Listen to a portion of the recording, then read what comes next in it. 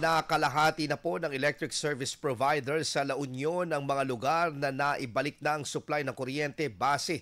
Yan sa pinakahuling datos as of November 12. Base po dito, 276 mula po sa kabuang 533 na barangay o katumbas po ng 51.78% po ang may kuryente na.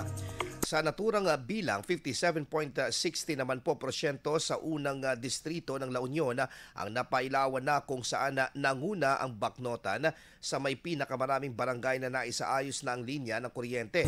Habang 45.10% naman ang ikalawang distrito na pinangunahan ng Aringay ang marami ng napailawang mga barangay.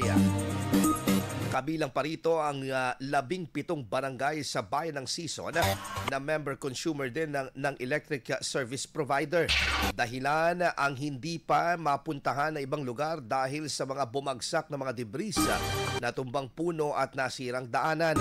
Muling tiniyak po ng tanggapan ang dedikasyon sa mabilis na pagsasaayos sa ilang linya ng kuryente sa buong lalawigan. Matatandaan na isa rin ang La Union sa pinakaapektado ng malawakang power interruption matapos ang matinding pinsala ng Bagyong Emong noong Hulyo. IFM News. IFM News. IFM News.